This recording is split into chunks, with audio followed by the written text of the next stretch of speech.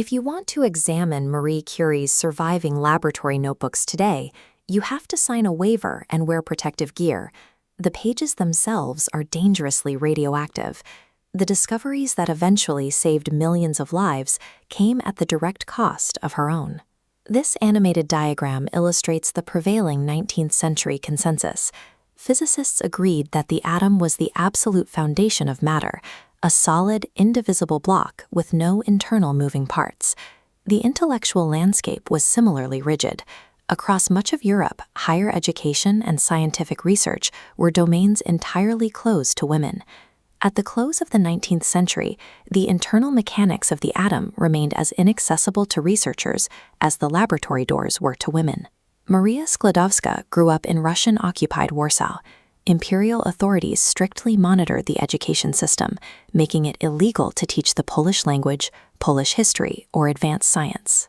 She bypassed the authorities by joining the Uniwersytet Latający, or Flying University. This was an underground, unregistered educational network that held secret classes in private homes, frequently shifting locations to avoid arrest. To earn a formal degree, she migrated to Paris in 1891. Living alone in a sixth-floor garret, she survived the freezing winters by piling all her clothing onto her bed, and often fainted from hunger while engrossed in her reading. She did not complain about these hardships. In her own notes, she described this period as possessing a real charm, offering her a precious sense of liberty and independence that offset the cold. She endured the Parisian winters because she demanded the right to learn the mechanics of the physical world. Her trajectory shifted when she met Marie Curie.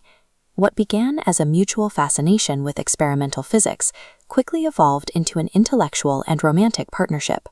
Testing various minerals with an electrometer, Marie discovered something strange. Complex uranium ores, particularly pitchblende, produced far stronger electrical readings than could be accounted for by the pure uranium they contained. This animated cross-section shows the radical alternative she proposed. Instead of a solid sphere, she hypothesized the atom contained an internal structure, and energy was radiating outward from the core. To describe this continuous emission, she invented a new term, radioactivity. Her proposal challenged the concept of the indivisible atom. If she was correct, the most basic unit of matter was not an endpoint, but a source of internal active energy. Proving this theory required immense physical endurance.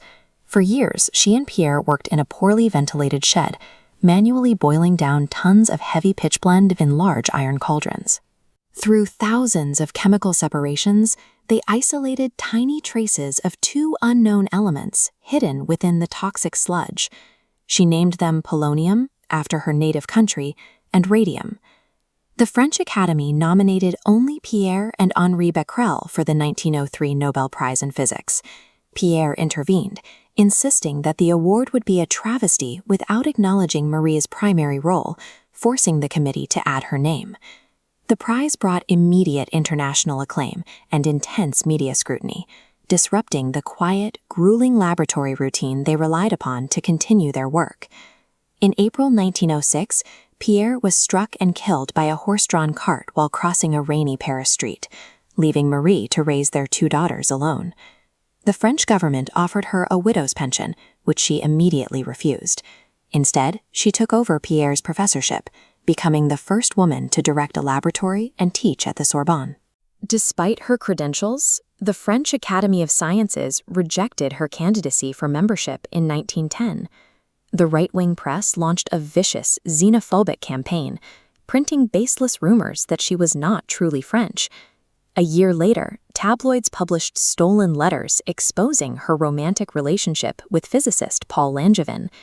Amidst the public outrage, she traveled to the 1911 Solvay Conference, sitting as the sole woman among the world's top physicists, and shortly after accepted her second Nobel Prize.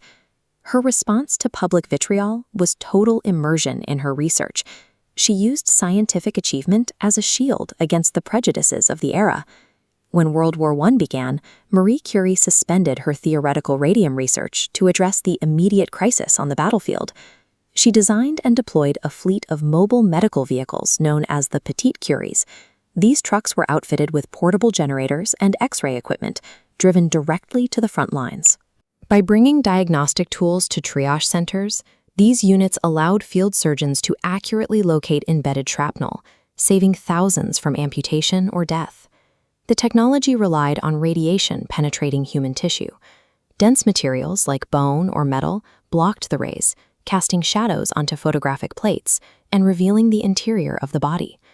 The deployment of the mobile units gave her physics discoveries an immediate, tangible value in the survival of thousands of soldiers. The long-term physical effects of those invisible rays were completely misunderstood at the time. Decades of unprotected exposure slowly degraded her cellular structure. She died in 1934 from aplastic anemia. The constant radiation had progressively destroyed her bone marrow, leaving her body unable to produce new blood cells.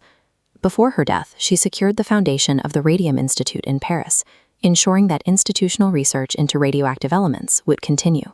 The implications of her findings eventually expanded outward, providing the foundation for modern nuclear physics and the critical tools for targeted radiation therapy in oncology. Curie's work revealed a property of matter that had existed since the beginning of the universe, unseen until she looked for it.